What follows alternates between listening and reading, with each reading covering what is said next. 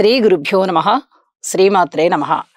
మా భక్తి టీవీని ప్రోత్సహిస్తున్నటువంటి మా ప్రేక్షకులందరికీ ధన్యవాదాలు తెలియజేస్తూ 22 సెప్టెంబర్ నుంచి 28 సెప్టెంబర్ వరకు గల కాలానికి రాశి ఫలితాలు ఏ విధంగా ఉన్నాయో తెలియజెప్పుకుందాము. ముందుగా గ్రహస్థితులు. మేషంలో చంద్రుడు, వృషభంలో గురువు, మిథునంలో కుజుడు, సింహంలో బుధుడు, కన్యలో రవి కేతువులు, అలాగే తులారాశిలో శుక్రుడు, కుంభరాశిలో శనిగారు, ఇక రాహు వచ్చేసి మీనరాశిలో. వారాంతానికి వెళ్ళేటప్పటికి చంద్రుని యొక్క స్థితి మేషరాశి నుంచి కర్కాటక రాశికి వెళ్ళి ఉన్నది. బుధుని యొక్క స్థితి సింహరాశి నుంచి కన్యా రాశికి వచ్చి ఉన్నది. ఈ రెండు మార్పులు జరుగుతూ ఉండగా ఇక గ్రహ సమ్మేళనాల యొక్క విశిష్టత ఏమిటి, ఈ వారం విశేషాంశాలు ఏమిటి అని చూస్తే ఇక్కడ రవి కేతువుల యొక్క కలయిక జరుగుతూ ఉంది. మంచి అడ్మినిస్ట్రేషన్ కెపాసిటీ, చాలా నిజాయితీతో కూడినటువంటి అడ్మినిస్ట్రేషన్ కెపాసిటీ పెరుగుతుంది. అలాగే వారాంతంలోకి వచ్చేటప్పటికి బుధుడు కూడా వచ్చి చేరారు. బుధుడు కన్యా రాశిలో ఉచ్చ పొందుతారు. అలాగే రవి గారితో కలిసినందువల్ల, ఇక్కడ కేతువుతో కలిసినందువల్ల రెండు యోగాలు ఏర్పడుతూ ఉన్నాయి. ఒకటి భద్రమహాపురుష యోగం అవగా, రెండవది బుధాదిత్య యోగం. రెండు యోగాలు కూడా చాలా అద్భుతమైన యోగాలుగా తెలియచెప్పచ్చు. అయితే రాహువు యొక్క దృష్టి పడుతూ ఉన్న కారణం చేత ఈ ఫలితాలు కించిత్ తగ్గడానికి అవకాశం ఉంటుంది. అయితే అద్భుతమైన ఫలితాలు అద్భుతమైనటువంటి విధంగానే వారు ఈ మానవాళికి అందిస్తూ ఉంటారు. కాస్త తగ్గినా కూడా అది ఏమీ చెప్పుకోదగ్గంత ఏమీ కాదు. కాబట్టి మనము ఈ ఫలితాలని చక్కగా పరిగణనలోనికి తీసుకోవచ్చు. ఇవే గ్రహాల కాంబినేషన్స్ ఎవరికైతే జన్మజాతకంలో ఉంటాయో వారికి చాలా చాలా మంచి ఫలితాలు ఉండబోతున్నాయి. ఇక గ్రహాల దృష్టుల యొక్క విషయానికి వస్తే గురువు గారి యొక్క పంచమ దృష్టి బుధ కేతు రవిల మీద పడుతోంది. ఇప్పుడు చెప్పుకున్నాం కదా, అడ్మినిస్ట్రేషన్ కెపాసిటీ బ్రహ్మాండంగా పెరుగుతుందని. అలాగే చాలా చాలా బాగా పెరుగుతుంది. అలాగే లాంగ్వేజెస్ మీద మంచి పట్టు ఏర్పడుతుంది. భాషా జ్ఞానం వృద్ధి చెందుతుంది. బుక్స్ రాసేవాళ్ళు కానీ, కవులు కానీ, గాయకులు కానీ, ఉపన్యాసకులు కానీ ఇత్యాది వారందరికీ కూడా చాలా మంచి కాలంగా తెలియచెప్పచ్చు. అలాగే శని గారి యొక్క తృతీయ దృష్టి చంద్రుడి మీదకి వెళ్తోంది. కొంచెం మానసిక ఒత్తిడి ఉండడానికి అవకాశం ఉంది. ఏదో ఒక టెన్షన్ వీళ్ళని వెన్నాడుతూ ఉంటుంది. అలాగే శనిగారి యొక్క సప్తమ దృష్టి బుధుని మీద ఉంది. కొద్దిగా ఈ చర్మానికి సంబంధించినటువంటి ఎలర్జీస్ కానీ, ఇబ్బందులు, ఏదో ఒక దురద లాంటివి, అలాంటి చిన్న చిన్న ఎలర్జీస్ కానీ, ఆ చర్మానికి సంబంధించిన అనారోగ్యాలు కానీ ఉండడానికి అవకాశం ఉంది. ఎవరికైతే జన్మజాతకంలో కూడా ఈ గ్రహస్థితులు ఉంటాయో వారికి ఉంటాయి తప్ప ప్రతి వారికి ఉంటాయని చెప్పడానికి రాదు. అలాగే శనిగారి యొక్క దశమ దృష్టి పంచమ రాశి మీద పడుతూ ఉంది. అయితే గ్రహాలు ఏమీ లేని కారణం చేత కేవలం రాశి ఫలితాలే ఇక్కడ దృష్టికి సంబంధించి ఉంటాయి అని చెప్పి తెలియచెప్పుకుంటూ, అది ఏ రాశికి ఆ రాశి తెలియచెప్పుకుందామని చెప్పి తెలియజేస్తూ రాశుల్లోకి వెళ్దాము. మకర రాశి.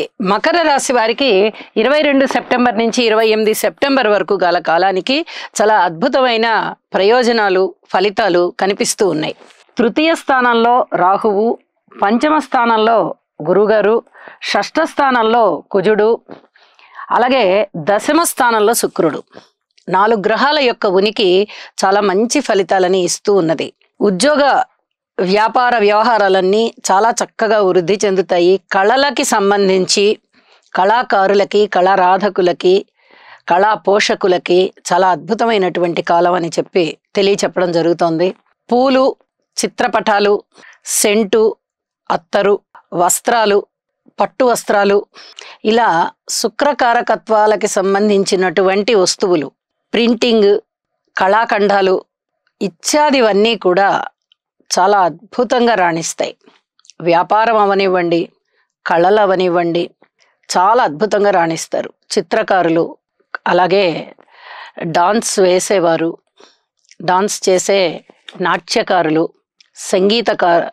సంగీతం పాటలు పాడేవారు, సంగీతజ్ఞులు, పండితులు ఇత్యాది వారందరికీ కూడా చాలా అద్భుతంగా వాళ్ళ కళ రాణిస్తుంది.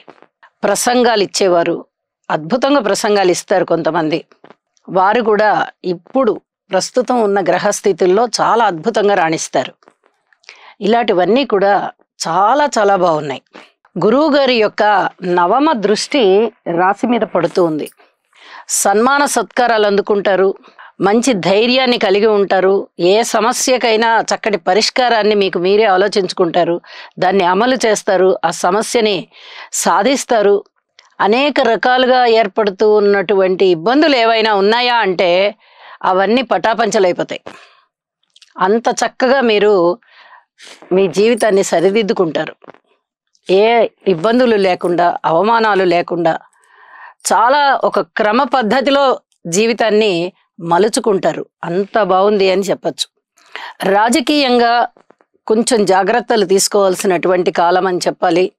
వారాంతంలో అయితే చాలా అద్భుతంగా ఉంది. రాజకీయాలు లాభిస్తాయి, పబ్లిక్ రిలేషన్స్ పెరుగుతాయి, భార్యాభర్తల మధ్య అనుకూలతలు పెరుగుతాయి, సంతానం బాగుంటారు, వ్యాపార వర్గాలు బాగుంటారు, అలాగే వివాహాది శుభకార్యాలు కుదురుతాయి, అన్నదమ్ముల యొక్క సహాయ సహకారాలు చాలా మెండుగా ఉన్నాయి.